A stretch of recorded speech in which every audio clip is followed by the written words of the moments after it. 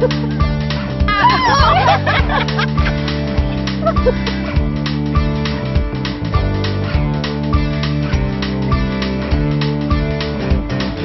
התחיל בדירה של עדי, בדירה של עדי, עוד בתקופה שהיה תל אביבי נועז אגדי.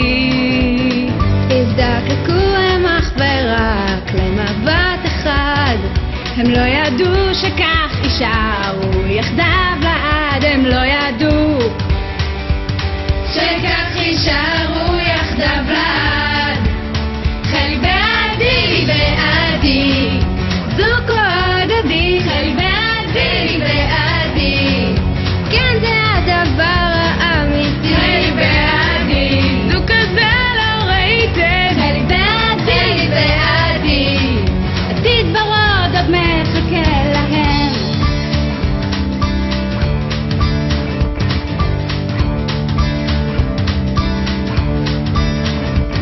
למחרת נכנס לתמונה גוש פרווה לבנה, שערות בדירה ומשאיר ללא קרה.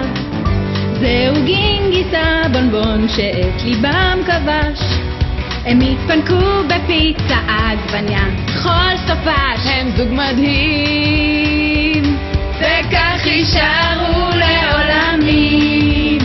חלי בעדי, בעדי, זוג כה אגדי, חלי בעדי, בעדי, כן זה הדבר האמיתי. חלי בעדי, זוג כזה לא ראיתם. חלי בעדי, בעדי, עתיד ורוד עוד מחכה להם. היא גננת בג'ינס, פשוט לא יאמן. ג'ינג'ית עם עיניים כחולות, היא תפנט את כולכם. עדי ממנה לא הפסיק להתרגש, נצדה בליבו אש. הוא חריף ומבריק, הוא שנון ומצחיק, הוא חזק בנדלן.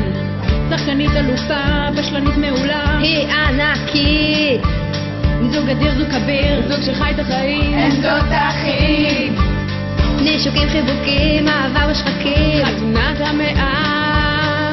יפים צעירים, מלאים בחיים, מאוהבים. בעדי, בעדי,